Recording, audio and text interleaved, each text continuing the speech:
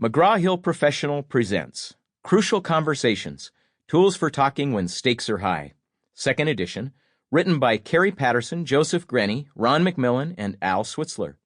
Narrated by Joseph Grenny. Foreword to the 2nd edition. No one is more pleased than I am that as I write this important book is approaching 2 million copies in print. I learned a lot from this book 10 years ago when the authors first sent me the manuscript. For years I had taught Habit 5, Seek First to Understand, but this book goes even broader and deeper into the fundamental principles of high-stakes communication. It deals with the whole dynamic of crucial conversations in a wonderfully comprehensive way. But even more important, it draws our attention to those defining moments that literally shape our lives, shape our relationships, and shape our world. And that's why this book deserves to take its place as one of the key thought leadership contributions of our time. Furthermore, I am gratified at this book's influence because I have known these 4 authors for many years. They are superior people, great teachers, and master trainers. They have created a remarkably synergistic team that has endured for over 20 years. That says a lot about their ability to have crucial conversations themselves. In addition, they have created a world-class organization, Vital Smarts, that has become an engine of leadership, relationship, and personal change material that has influenced many millions of lives around the world. The culture of their organization is a stellar reflection of all they teach in this volume, and is evidence of the efficacy of these principles. I write this with my best wishes that the work of this fine team will continue to influence the world for many years to come. Stephen R. Covey, July 2011. Foreword to the 1st edition. This is a breakthrough book. That is exactly how I saw it when I first read the manuscript. I so resonated with the importance, power, and timeliness of its message.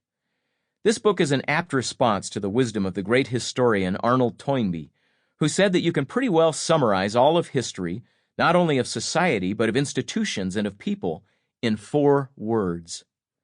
Nothing fails like success. In other words, when a challenge in life is met by a response that is equal to it, you have success.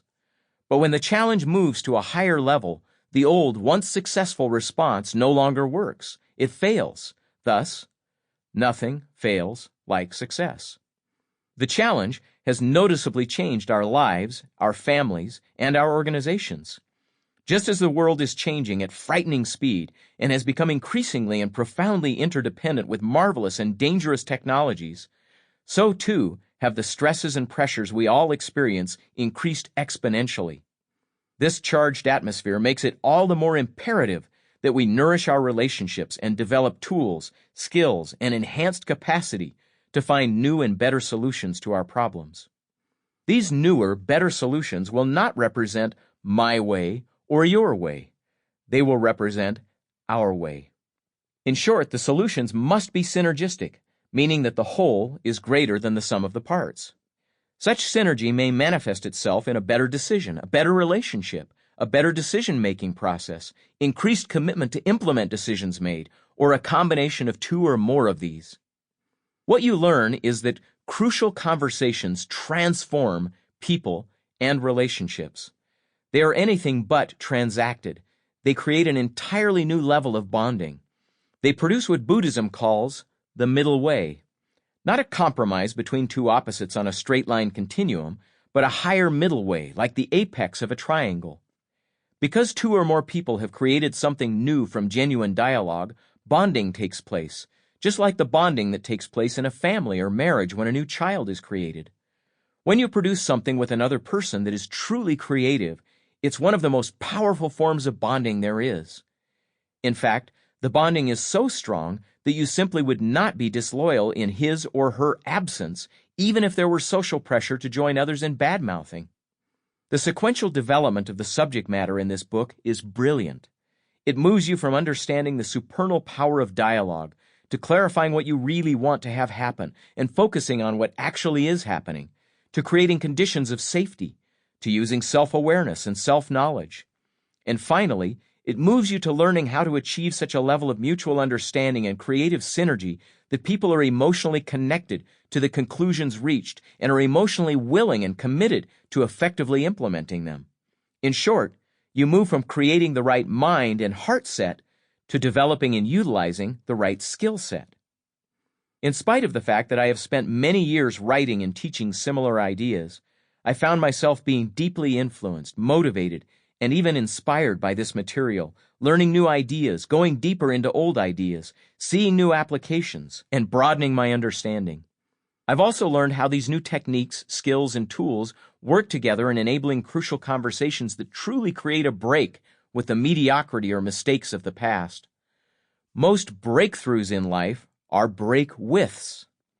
When I first put my hands on this book, I was delighted to see that dear friends and colleagues had drawn on their entire lives and professional experiences to not only address a tremendously important topic, but also to do it in a way that is so accessible, so fun, so full of humor and illustration, so full of common sense and practicality.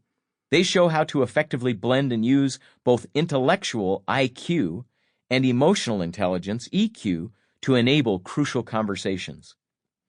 I remember one of the authors having a crucial conversation with his professor in college. The professor felt that this student was neither paying the price in class nor living up to his potential. This student, my friend, listened carefully, restated the professor's concern, expressed appreciation for the professor's affirmation of his potential, and then smilingly and calmly said, "My focus is on other priorities, and the class is just not that important to me at this time. I hope you can understand." The teacher was taken aback, but then started to listen. A dialogue took place, new understanding was achieved, and the bonding was deepened. I know these authors to be outstanding individuals and remarkable teachers and consultants, and have even seen them work their magic in training seminars, but I didn't know if they could take this complex topic and fit it into a book. They did. I encourage you to really dig into this material, to pause and think deeply about each part and how the parts are sequenced. Then apply what you've learned. Go back to the book again, learn some more, and apply your new learnings. Remember, to know and not to do is really not to know. I think you'll discover, as I have, that crucial conversations, as powerfully described in this book, reflect the insight of this excerpt of Robert Frost's beautiful and memorable poem, The Road Not Taken. "Two roads diverged in a yellow wood, and sorry I could not travel both. And be one traveler long I stood, and looked down one as far as I could, to where it bent in the undergrowth. I shall be telling this with a sigh, somewhere ages and ages hence. Two roads diverged in a wood, and I took the one less traveled by, and that has made all the difference." Stephen R. Covey. Preface. When we published Crucial Conversations in 2002, we made a bold claim. We argued that the root cause of many, if not most, human problems lies in how people behave when others disagree with them about high-stakes emotional issues. We suggested that dramatic improvements in organizational performance were possible if people learned the skills routinely practiced by those who have found a way to master these high-stakes, crucial moments. If anything, our conviction in this principle has grown in the subsequent decade. A growing body of research evidence shows that when leaders invest in creating a crucial conversations culture, nuclear power plants are safer, financial services firms gain greater customer loyalty, hospitals save more lives, government organizations deliver dramatically improved service, and tech firms learn to function seamlessly across international boundaries. But we'd be less than honest if we didn't admit that the most gratifying results we've experienced over the past 10 years have not come through research numbers, but through the thousands of stories told by courageous and skillful readers who have used these ideas to influence change when it mattered the most. One of the first was a woman who reunited with her estranged father after reading the book. A nurse described how she saved a patient's life by stepping up to a crucial conversation with a defensive doctor who was misreading the patient's symptoms. One man masterfully avoided a rift with siblings over a will that threatened to tear the family apart after their father's death. One intrepid reader even credits her crucial conversations training with helping save her life during a carjacking in Brazil. Multiply these stories by our nearly 2 million readers, and you'll have a sense of the meaning and satisfaction we've derived from our relationship with people like you. What's new?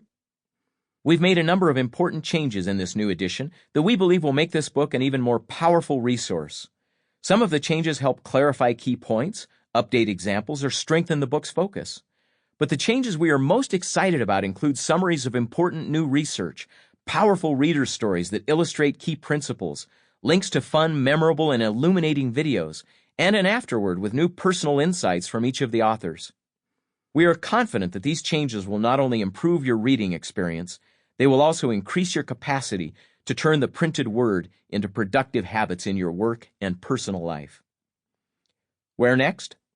We're thrilled that so many people have responded positively to this work.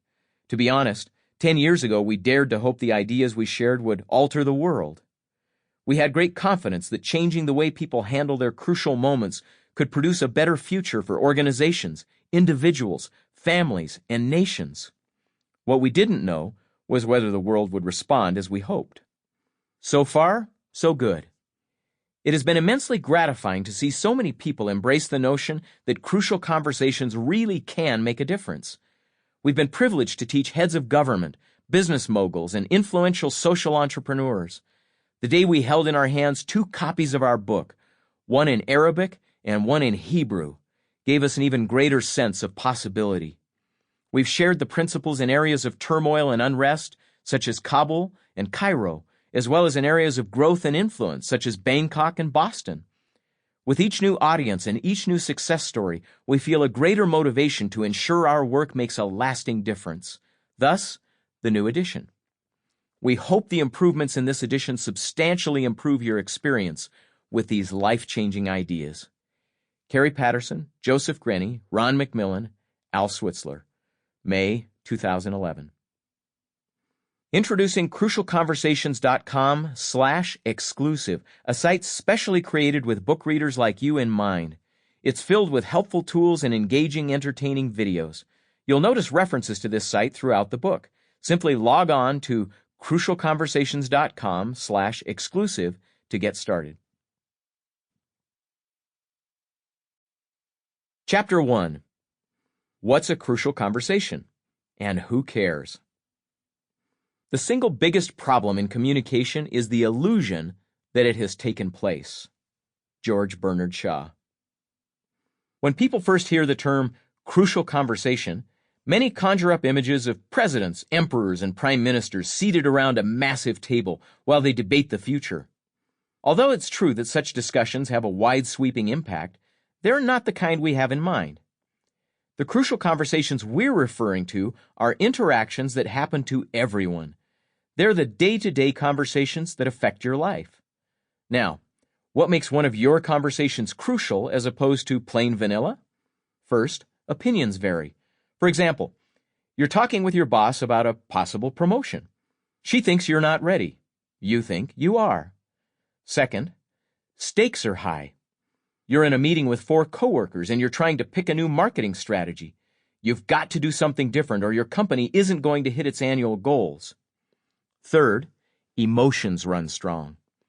You're in the middle of a casual discussion with your spouse, and he or she brings up an ugly incident that took place at yesterday's neighborhood block party. Apparently, not only did you flirt with someone at the party, but according to your spouse, quote, you were practically making out, close quote. You don't remember flirting, you simply remember being polite and friendly. Your spouse walks off in a huff. And speaking of the block party, at one point, you're making small talk with your somewhat crotchety and always colorful neighbor about his shrinking kidneys when he says, quote, speaking of the new fence you're building. From that moment on, you end up in a heated debate over placing the new fence, 3 inches one way or the other. 3 inches! He finishes by threatening you with a lawsuit, and you punctuate your points by mentioning that he's not completely aware of the difference between his hind part and his elbow. Emotions run really strong. What makes each of these conversations crucial and not simply challenging, frustrating, frightening, or annoying is that the results could have a huge impact on the quality of your life. In each case, Some element of your daily routine could be forever altered for better or worse. Clearly, a promotion could make a big difference. Your company's success affects you and everyone you work with. Your relationship with your spouse influences every aspect of your life. Even something as trivial as a debate over a property line affects how you get along with your neighbor. Despite the importance of crucial conversations, we often back away from them because we fear we'll make matters worse. We've become masters at avoiding tough conversations. Coworkers send email to each other when they should walk down the hall and talk turkey. Bosses leave voicemail in lieu of meeting with their direct reports. Family members change the subject when an issue gets too risky. We, the authors, have a friend who learned through a voicemail message that his wife was divorcing him.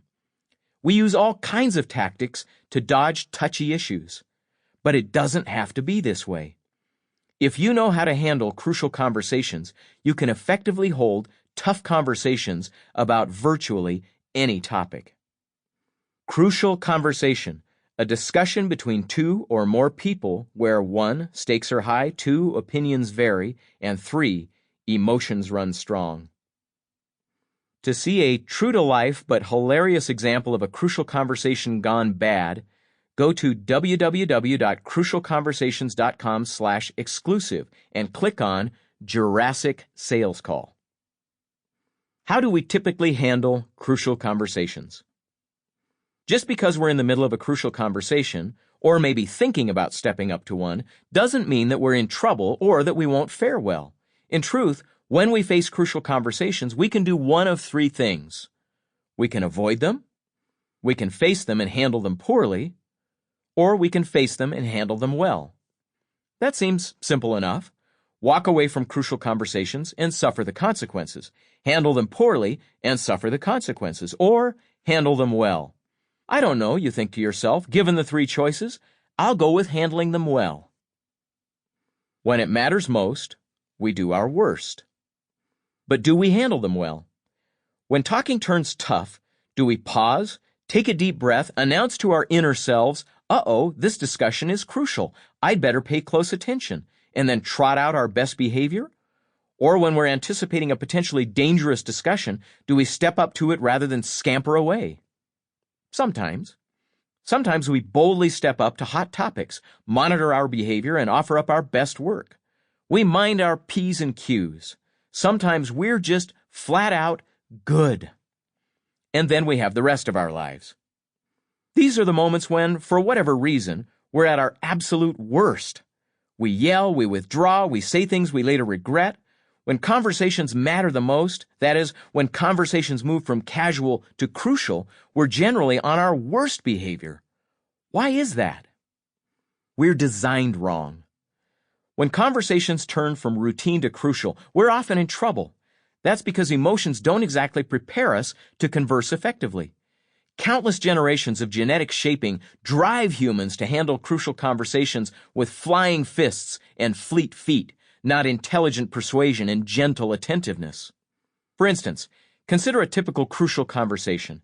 Someone says something you disagree with about a topic that matters a great deal to you, and the hairs on the back of your neck stand up.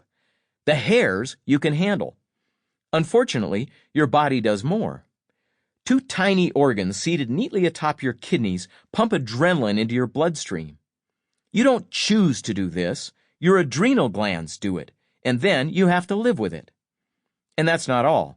Your brain then diverts blood from activities it deems non-essential to high-priority tasks, such as hitting and running. Unfortunately, as the large muscles of the arms and legs get more blood, the higher-level reasoning sections of your brain get less. As a result, you end up facing challenging conversations with the same intellectual equipment available to a rhesus monkey. Your body is preparing to deal with an attacking saber-toothed tiger, not your boss, neighbor, or loved ones. We're under pressure. Let's add another factor. Crucial conversations are frequently spontaneous. More often than not, they come out of nowhere. And since you're caught by surprise, you're forced to conduct an extraordinarily complex human interaction in real time. No books, no coaches, and certainly no short breaks while a team of therapists runs to your aid and pumps you full of nifty ideas. What do you have to work with? the issue at hand, the other person, and a brain that's drunk on adrenaline and almost incapable of rational thought. It's little wonder that we often say and do things that make perfect sense in the moment, but later on seem, well, stupid. What was I thinking, you wonder, when what you should be asking is, what part of my brain was I thinking with? The truth is, you were real-time multitasking with a brain that was working another job. You're lucky you didn't suffer a stroke. We're stumped. Now let's throw in one more complication. You don't know where to start. You're making this up as you go along because you haven't often seen real-life models of effective communication skills. Let's say that you actually planned for a tough conversation. Maybe you've even mentally rehearsed. You feel prepared, and you're as cool as a cucumber. Will you succeed? No, not necessarily. You can still screw up, because practice doesn't make perfect. Perfect practice makes perfect. This means that first you have to know what to practice. Sometimes you don't. After all, you may have never actually seen how a certain problem is best handled. You may have seen what not to do, as modeled by a host of friends, colleagues, and yes, even your parents. In fact, you may have sworn time and again not to act the same way. Left with no healthy models, you're now more or less stumped. So what do? You do what most people do. You wing it. You piece together the words, create a certain mood, and otherwise make up what you think will work, all the while multiprocessing with a half-starved brain. It's little wonder that when it matters most, we're often at our worst behavior. We act in self-defeating ways. In our doped-up, dumbed-down state, the strategies we choose for dealing with our crucial conversations are perfectly designed to keep us from what we actually want. We're our own worst enemies, and we don't even realize it. Here's how this works. Let's say your significant other has been paying less and less attention to you. You realize he or she has a busy job, but you still would like more time together. You drop a few hints about the issue, but your loved one doesn't handle it well. You decide not to put on added pressure, so you clam up. Of course, since you're not all that happy with the arrangement, your displeasure now comes out through an occasional sarcastic remark. Another late night, huh? I've got Facebook friends I see more often. Unfortunately, and here's where the problem becomes self-defeating, the more you snip and snap, the less your loved one wants to be around you. So your significant other spends even less time with you. You become even more upset, and the spiral continues. Your behavior is now actually creating the very thing you didn't want in the first place. You're caught in an unhealthy, self-defeating loop. Or consider what's happening with your roommate, Terry, who wears your and your other two roommates' clothes without asking, and he's proud of it. In fact, one day while walking out the door, he glibly announced that he was wearing something from each of your closets. You could see Taylor's pants, Scott's shirt, and yes, even Chris's new matching shoes and socks ensemble. What of yours could he possibly be wearing? Ugh! Your response, quite naturally, has been to badmouth Terry behind his back.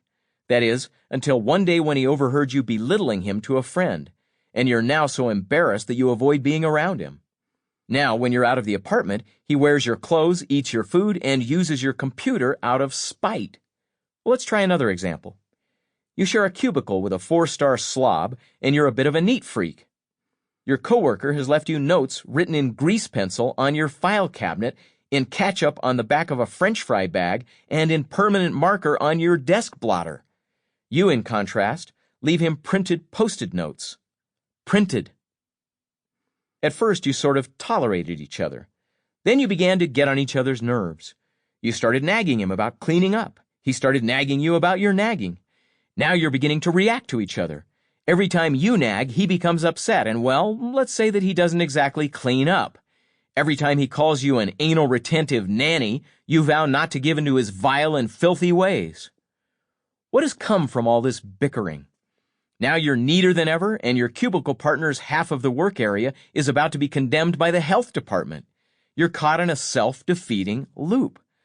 The more the two of you push each other, the more you create the very behaviors you both despise. Some common crucial conversations. In each of these examples of unhealthy downward spirals, the stakes were moderate to high, opinions varied, and emotions ran strong. Actually, to be honest, in a couple of the examples, the stakes were fairly low at first, but with time and growing emotions, the relationship eventually turned sour and quality of life suffered, making the risks high. These examples, of course, are merely the tip of an enormous and ugly iceberg of problems stemming from crucial conversations that either have been avoided or have gone wrong. Other topics that could easily lead to disaster include ending a relationship, talking to a coworker who behaves offensively or makes suggestive comments, asking a friend to repay a loan, giving the boss feedback about her behavior, approaching a boss who is breaking his own safety or quality policies, critiquing a colleague's work, asking a roommate to move out, resolving custody or visitation issues with an ex-spouse, dealing with a rebellious teen, talking to a team member who isn't keeping commitments, discussing problems with sexual intimacy, confronting a loved one about a substance abuse problem, talking to a colleague who is hoarding information or resources, giving an unfavorable performance review, asking in-laws to quit interfering, talking to a coworker about a personal hygiene problem. Our audacious claim. Let's say that either you avoid tough issues, or when you do bring them up, you're on your worst behavior. How high are the stakes? This is just talk, right? Do the consequences of fouled-up conversation extend beyond the conversation itself? Should you worry? Actually, the effects of conversations gone bad can be both devastating and far-reaching. Our research has shown that strong relationships, careers, organizations, and communities all draw from the same source of power, the ability to talk openly about high-stakes, emotional, controversial topics. So here's the audacious claim. The law of crucial conversations. At the heart of almost all chronic problems in our organizations, our teams, and our relationships lie crucial conversations, ones that we're either not holding or not holding well. 20 years of research involving more than 100,000 people reveals that the key skill of effective leaders, teammates, parents, and loved ones is the capacity to skillfully address emotionally and politically risky issues. Period. Here are just a few examples of these fascinating findings. Kickstart your career. Could the ability to master crucial conversations help your career? Absolutely. 25 years of research in 17 different organizations has taught us that the individuals who are the most influential, who can get things done and at the same time build on relationships, are those who master their crucial conversations. For instance, high performers know how to stand up to the boss without committing career suicide. We've all seen people hurt their careers by ineffectively discussing tough issues. You may have done it yourself. Fed up with a lengthy and unhealthy pattern of behavior, you finally speak out, but a bit too abruptly. Oops. Or maybe an issue becomes so hot that as your peers twitch and fidget themselves into a quivering mass of potential stroke victims, you decide to say something. It's not a pretty discussion, but somebody has to have the guts to keep the boss from doing something stupid. Gulp. As it turns out, you don't have to choose between being honest and being effective. You don't have to choose between candor and your career. People who routinely hold crucial conversations and hold them well are able to express controversial and even risky opinions in a way that gets heard. Their bosses, peers, and direct reports listen without becoming defensive or angry. What about your career? Are there crucial conversations that you're not holding or not holding well? Is this undermining your influence? And more importantly, would your career take a step forward if you could improve how you're dealing with these conversations? Improve your organization. Is it possible that an organization's performance could hang on something as soft and gushy as how individuals deal with crucial conversations? Study after study suggests that the answer is yes. We began our work 25 years ago looking for what we called crucial moments. We wondered, are there a handful of moments when someone's actions disproportionately affect key performance indicators? And if so, what are those moments and how should we act when they occur? It was that search that led us to Crucial Conversations. We found that more often than not, the world changes when people have to deal with a very risky issue. Sample complete. Ready to continue?